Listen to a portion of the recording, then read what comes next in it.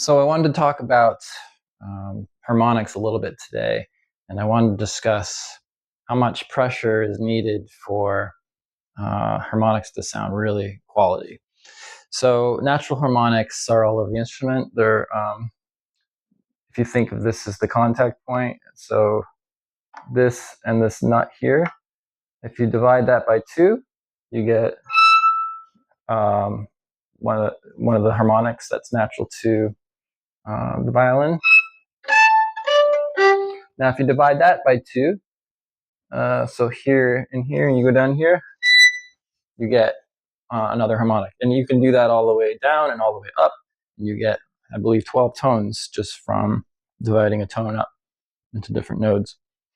Now, that's all well and good, and harmonics are very forgiving. You don't have to be 100% on the correct pitch to have them actually be in tune. It's a nice little feature.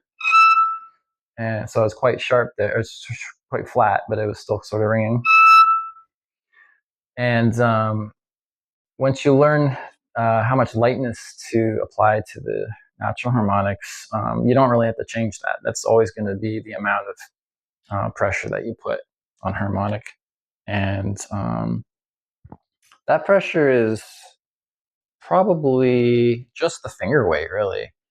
You don't actually use your muscles at all to sort of plunge down into the instrument. It's just your fingers on there and just the weight of your finger. And then you'll learn also to utilize the pad of your top fingers instead of like the sort of the bony end of it. You'll get more. You'll have higher rates of success basically if you use your this supple little pad here. Now, artificial harmonics for me are tricky sometimes, largely because my instrument's set up in sort of a funny way. It's good for certain things, but it's not great for sonority. And I have to kind of try extra hard to have harmonics. It's not natural harmonics, but artificial harmonics and blocked harmonics, having those speak very, very well. So for me, it's all about the pressure, the lower finger. So again, let's just sort of review. An artificial harmonic is where you're creating this lower finger is, in that particular case, was an octave from the upper finger, which will go at that same lightness factor as the natural harmonic, but just as an octave. So I'm playing this, except my first finger is on the A string, and also my instead of pinky on the E string, I'm also an octave above it on the A string. And let's just get the bow out of the way right away, because that's a huge part of harmonics. Even with natural harmonics, I mean, you could approach natural harmonics sometimes a little differently.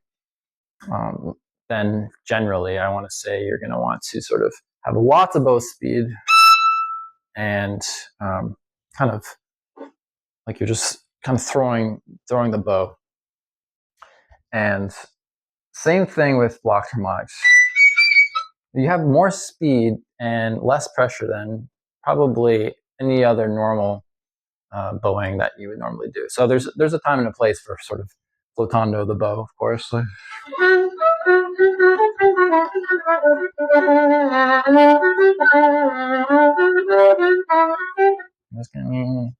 Yeah, it's just sort of an ethereal effect, and that's what you sort of have to bring to the harmonic bowing too.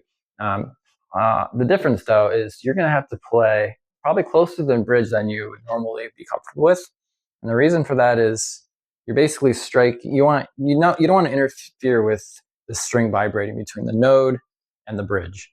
So you want to sort of get out of the way if you don't want to dampen what's going on there. So you have to bring quite a bit of bow speed, more than normal. Now, this came up today because I was sort of challenged by a couple of double harmonics. So that's in this particular case, it was a natural one and another natural one, and that one is, let's see, it's like half and then half and then half. So one was an eighth of the way down, and the other one was a quarter of the way down. So a little bit of a phone off the hook sound there, isn't it? Yeah, it's a pretty interesting interval actually that you can achieve with just two natural harmonics. You have a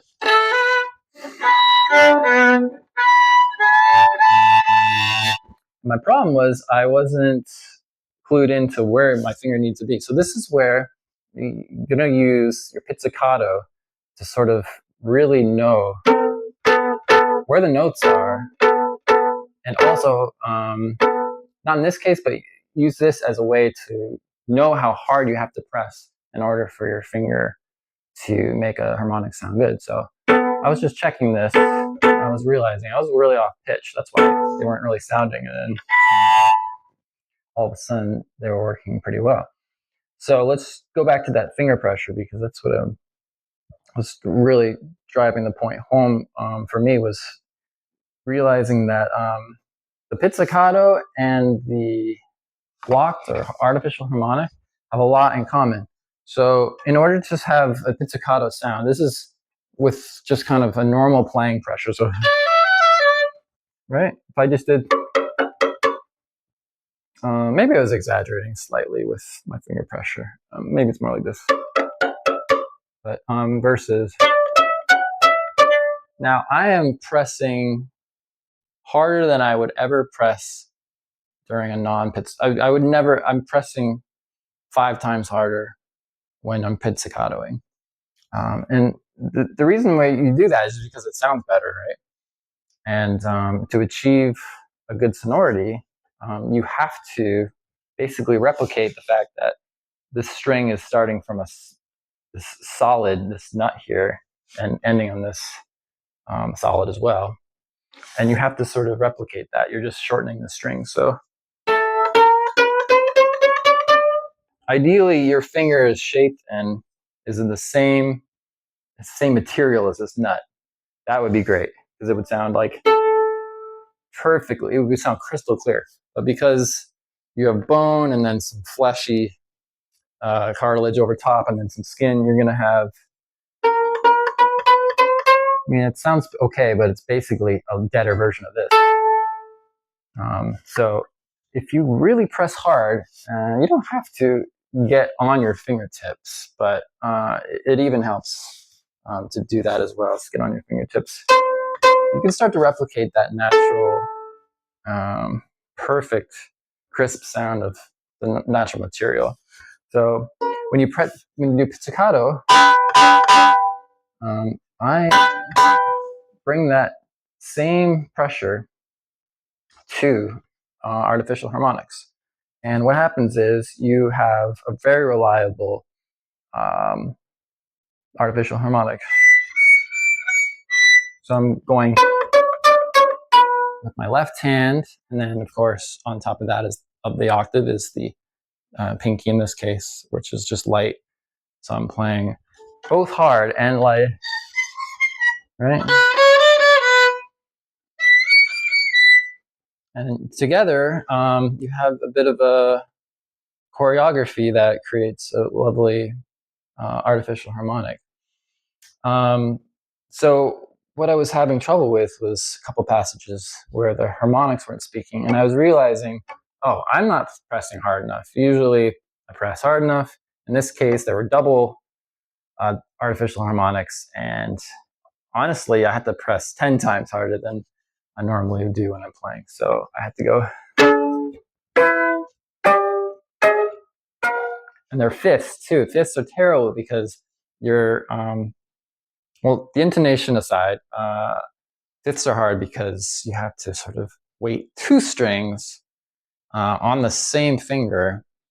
So I guess, I mean, if you think about it, it's twice as hard, But in the case of the pizzicato, you're also pressing hard anyway. So here you go. You got,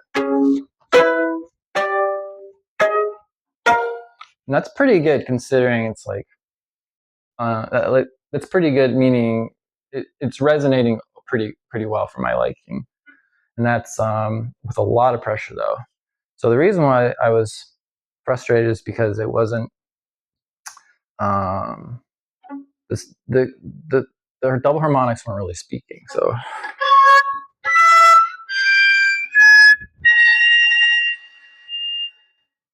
you probably can't hear that in lo-fi video, but the that's basically just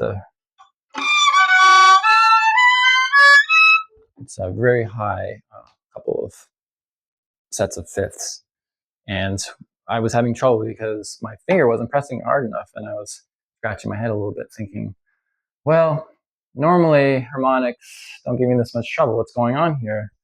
And it's because normal harmonics, I don't have to press that hard. It's just, but with double strings,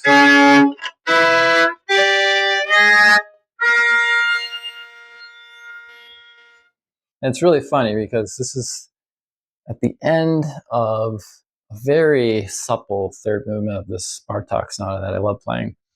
The dynamic in that sonata, or in that movement, it doesn't rise above mezzo piano.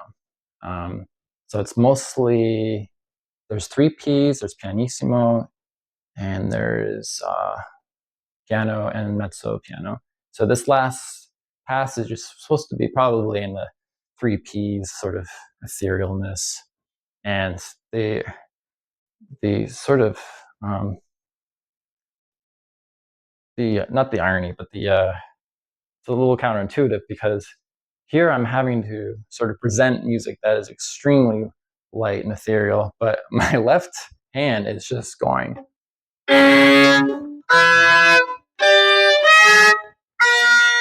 It's pressing so hard, and you have to sort of make it sound like you're not doing that. So.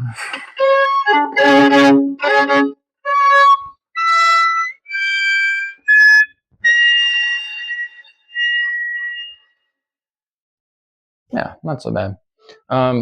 Yeah, so the takeaway here is to practice all your all your artificial harmonics with pizzicato. That's really the tool that I'm trying to convey here. So.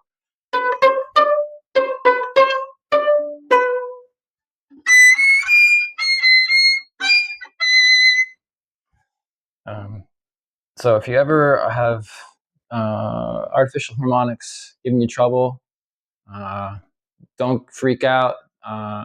Put your bow down even, and just learn how much pressure it takes to have a very solid, good sonority with doing the pits, and then just apply the other finger and your other bow, and it's a little bit of an amazing thing. It's an aha moment where you're just like, oh, that's how you deal with this. So good luck with that, and yeah, hopefully this has been helpful.